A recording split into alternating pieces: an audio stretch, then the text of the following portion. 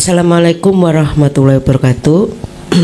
Terima kasih Bu Faiza telah memberikan kesempatan kepada saya untuk menyampaikan tentang hakikat dari demokrasi. Saya mohon kepada seluruh peserta di FGD online untuk menggunakan pikiran dan hati. Jadi tidak sekedar hanya pikiran saja, tetapi hatinya juga dihadirkan di pertemuan pada pagi hari ini. Baiklah, saya diminta untuk menyampaikan bagaimana kondisi demokrasi pada saat ini. Saya ingin menjelaskan dulu ya, posisi kita ini sebagai muslimah atau bukan ya. Jadi kalau sebagai muslimah, tentu pertanyaan berikutnya, muslimah itu harusnya taat kepada siapa? Pertanyaan kedua. Pertanyaan ini harus dijawab. Tentu kita akan menjawab bahwa kita taat pada Allah, kepada Rasul. Itu sebuah keniscayaan. Nah, hari ini kita sedang di posisi tengah-tengah. Apakah kita ini mau melewati satu penghalang ya untuk mencintai Allah dan Rasulnya ketimbang mencintai dunia dengan pernak-perniknya ya. Dalam konteks sistem politik yang itu bagian dari saya dalam konteks kebijakan publik, bahwa sesungguhnya sistem politik hadir itu seharusnya untuk membuat keputusan yang berpihak kepada publik, berpihak kepada umat, tidak ada yang lain. Kalau saya adopsi teori ini pun dari Barat, itu juga begitu, untuk kepentingan publik, tidak ada yang lain. Tapi pertanyaannya di lapangan, mengapa semua kebijakan tadi sampaikan 78 tahun yang lalu tetap kebijakannya tidak berpihak kepada publik? Itu pertanyaan besarnya. Dan sebagai seorang ilmuwan, sebagai seorang muslimah yang menggunakan akal pikirnya, akan bertanya, rasa ingin tahunya harus jauh lebih besar ya, apalagi kita ini sebagian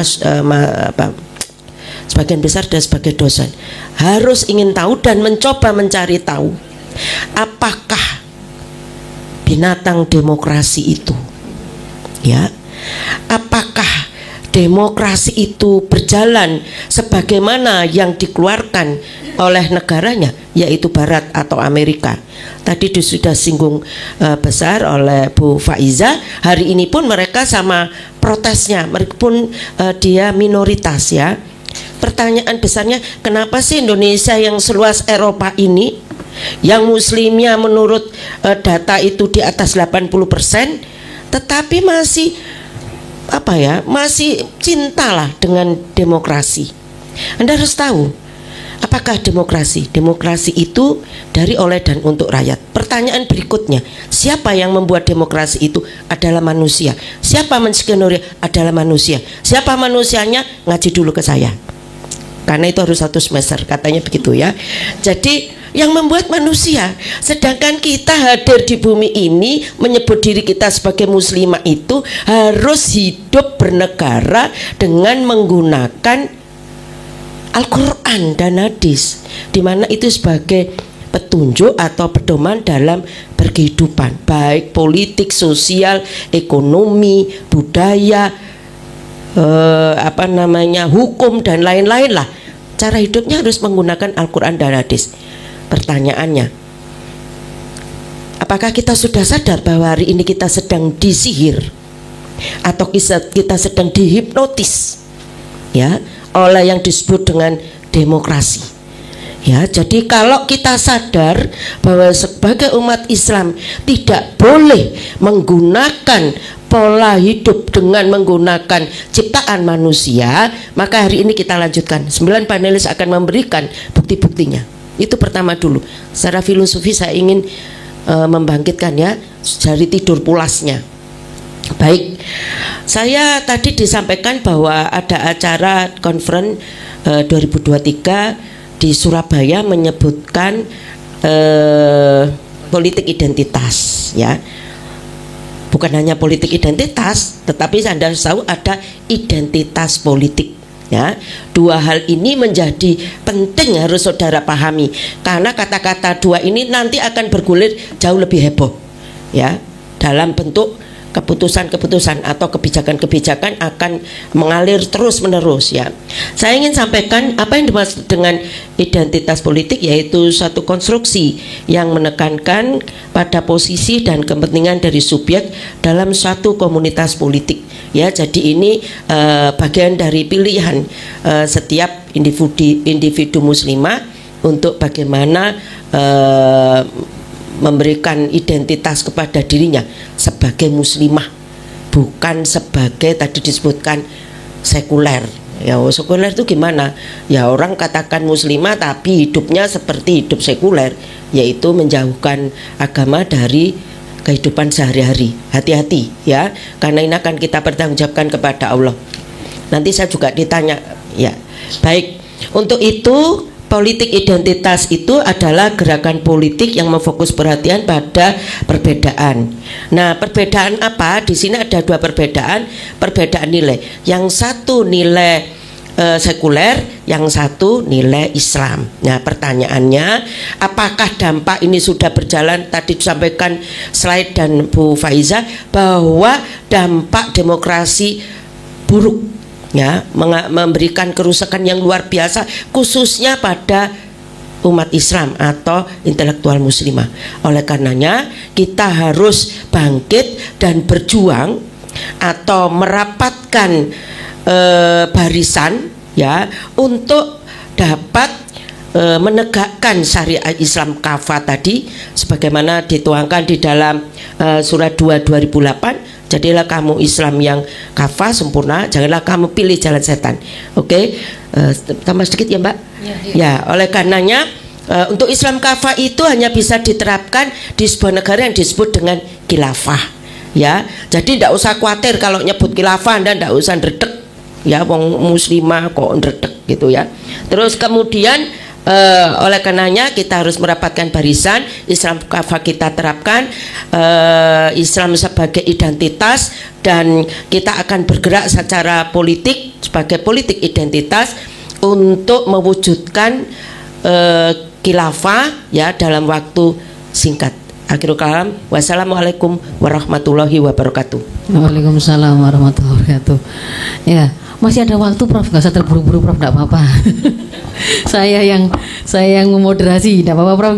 Saya tadi sepertinya ada pertanyaan saya yang masih belum terjawab Prof. Jadi kalau hari ini tadi Prof sudah menyinggung ICIS tadi ya, konferensi yang kemudian salah satu item yang diikrarkan itu adalah menolak narasi, menolak Islam politik atau politik identitas, yang sebenarnya itu maksudnya menolak, sebenarnya maunya kan menolak menjadikan Islam atau agama masuk dalam ranah politik. Itu tidak bisa dilepaskan dari trauma pada beberapa peristiwa, terutama pilkada yang cukup fenomenal mungkin ya di negeri ini, di Jakarta itu ya. Nah, jadi kalau misalkan dikatakan bahwa situasi yang hari ini kita hadapi yang masih penuh banyak masalah, misalkan secara secara kasat mata para pejabat kita itu kan banyak yang koruptor, ya. Padahal mereka terpilih secara demokratis ya. Mereka terpilih secara demokratis, baik duduk di dewan, di anggota dewan ataukah di eksekutif, itu kan sama-sama mereka melalui mekanisme yang demokratis tersebut. Kalau ada yang mengatakan bahwa itu justru karena politik identitas, itu gimana Prof jadinya? Apakah benar analisa karut-marutnya persoalan kita termasuk dalam kita mendapatkan para pejabat, orang-orang yang urusan rakyat ini tapi ternyata mereka korup-korup, itu karena politik identitas ataukah bagaimana Prof? Iya, terima kasih Bu Faiza. Menurut saya politik identitas itu berbeda sekali dengan proses rekrutmen politik. Politik identitas itu gerakan politik ya, yang harus dilakukan oleh orang yang mempunyai identitas Islam. Ya, jadi kita harus tegas memversuskan, memperlawankan, yang satu menggunakan nilai-nilai Islam, yang satu menggunakan nilai-nilai sekuler. Nilai sekuler itu diadopsi untuk berlangsungnya sebuah sistem politik demokrasi. Ini yang perlu ditekankan, tidak untuk yang lain. Sedangkan politik identitas dengan menggunakan identitas Islam itu adalah gerakan politik untuk menuju atau menggunakan nilai-nilai Islam dalam kehidupan. Tentu sistem politik atau proses rekrutmennya akan sangat berbeda. Untuk itu ya harus ngaji, Bu Faida. Orang bisa nggak ngaji ya, mau bagaimana khilafah, bagaimana sistemnya dan seterusnya harus ngaji.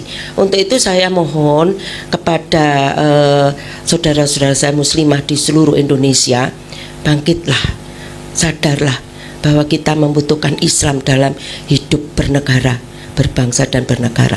Tidak cukup dengan apa yang ada di hadapan kita, demokrasi pada saat ini.